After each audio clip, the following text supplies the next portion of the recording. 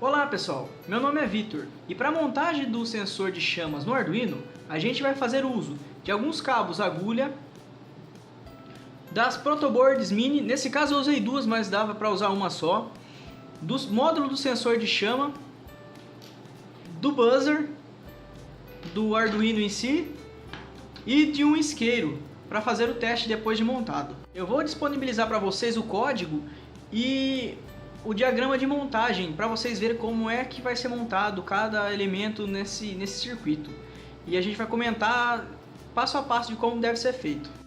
Bom, começando pelo diagrama, a gente pode ver que a ligação não é complexa. Vamos visualizar primeiro a ligação do sensor de chama, que ele tem o pino A0, o pino G, o pino mais e o pino D0.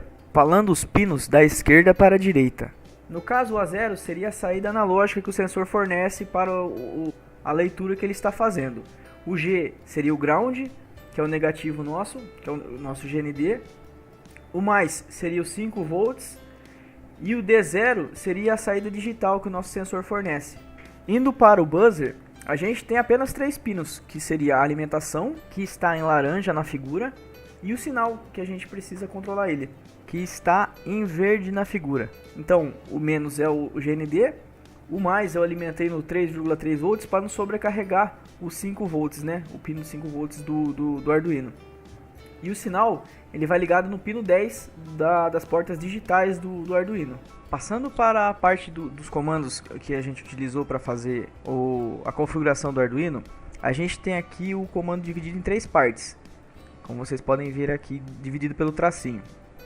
Nessa primeira parte a gente faz a configuração das variáveis que a gente utilizou no programa. Como vocês podem ver aqui, a gente definiu o pino 7 do Arduino para receber a entrada digital, na verdade a saída digital do sensor, o pino A1, analógico 1 do Arduino, para receber a saída analógica do sensor, uma variável para receber o valor analógico, uma variável para receber o valor digital que o sensor vai disponibilizar, e uma variávelzinha auxiliar para fazer a contagem de quantas vezes a sirene vai tocar depois. Em seguida temos umas variáveis para configurar o buzzer. No caso, esse tempo aqui, ele define um intervalo de tempo que a gente quer que a sirene fique disparada.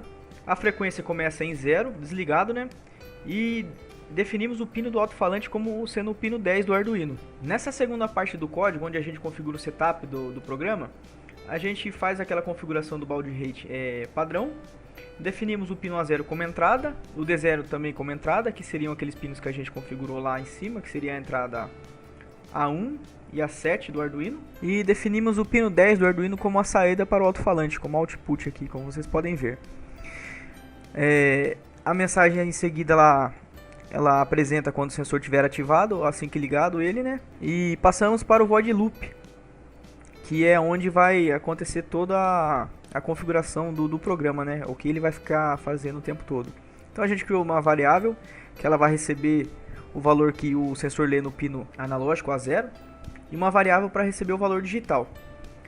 Eu vou disponibilizar para vocês o comando aqui na descrição abaixo. Aí vocês podem pegar e estar configurando ele da maneira que vocês acharem melhor. Essa parte aqui, como vocês podem ver, ela vai ser apenas para exibir os valores que o sensor está lendo. Então ela não tem uma função assim ela não tem uma função de acionar nada. Então ela só vai exibir o valor para a gente realizar algum teste se for necessário. O importante mesmo vem aqui, ó. A gente tem um if que compara o valor digital da variável que vai receber o valor digital do sensor. Que foi dessa maneira que eu encontrei para fazer de uma forma bem fácil a atuação da sirene. Então quando ela detecta que o valor digital é 1, quando ele detecta fogo, ela vai mandar uma mensagem de fogo detectado.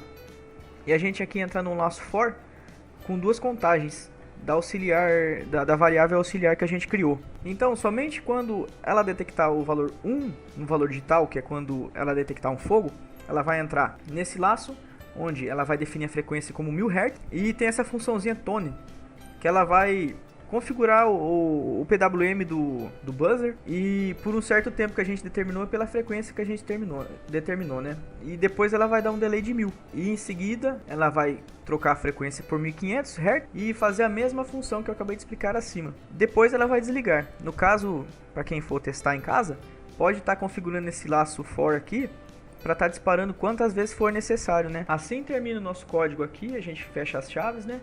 E como vocês podem ver, a gente não precisou usar nenhuma biblioteca especial e não teve nenhuma complexidade para fazer esse código aqui, é uma coisa bem simplesinha. Então, como eu disse, eu vou deixar na descrição abaixo esse código aqui para quem for fazer em casa. Bom, pessoal, eu vou ficando por aqui. Espero que vocês tenham gostado do vídeo e ele tenha ajudado vocês a conseguir implementar esse sensor. Lembrando que esse tipo de sensor e esse tipo de implementação tem aplicação real em comércios e indústrias, sendo do nosso interesse agora estar explorando mais sobre essa tecnologia e estar implementando ela de alguma forma. Eu peço que deixe seu like se esse vídeo te ajudou e que comente qual foi a instalação que você fez, qual que é o projeto que você tem em mente para implementar também. Eu agradeço vocês terem assistido até aqui e até a próxima.